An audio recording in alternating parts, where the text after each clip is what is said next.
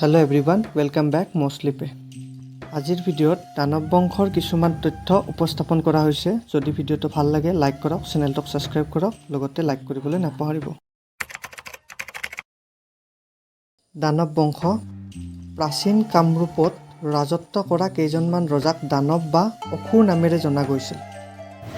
বিভিন্ন উৎসৰ পৰা পোৱা সম্ভেদ মতে মহিৰংগ দানৱেই আছিল দানৱ বংশ তথা প্ৰাচীন কামৰূপৰ প্ৰথম ৰজা। মহিৰংগ দানৱে ৰাজধানী পাতিছিল বৰ্তমান গুৱাহাটীৰ বেলতলাৰ মহিৰংগ পৰ্বতত। এওঁলোকে মহাভাৰতৰ কুৰুক্ষেত্ৰৰ যুদ্ধৰ সমসাময়িক কালত কামৰূপত ৰাজত্ব কৰিছিল। কালিকা পুৰাণত দানৱ বংশৰ কথা উল্লেখ আছে যদিও ইয়াৰ সমৰ্থনত কোনো সঠিক তথ্যৰ প্ৰমাণ পোৱা নাযায়।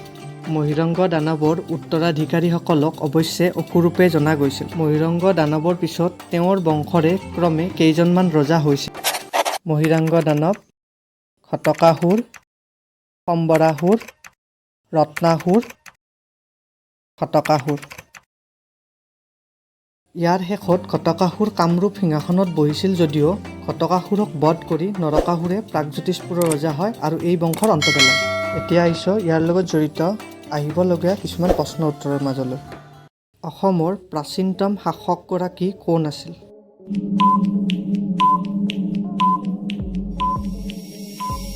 শুদ্ধ উত্তৰটো হৈছে অপশ্যন বি মহিৰংগ দানৱ। প্ৰাচীন অসমত দানৱ ৰজা খটকাসুৰক কোনে বধ কৰিছিল?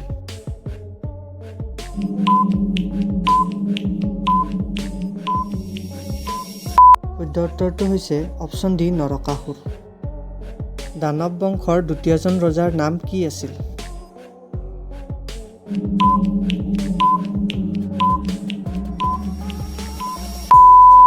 শুদ্ধ উত্তৰটো হৈছে অপশ্যন চি খটকাসুৰ। দানৱ বংশৰ ৰাজধানী কি আছিল?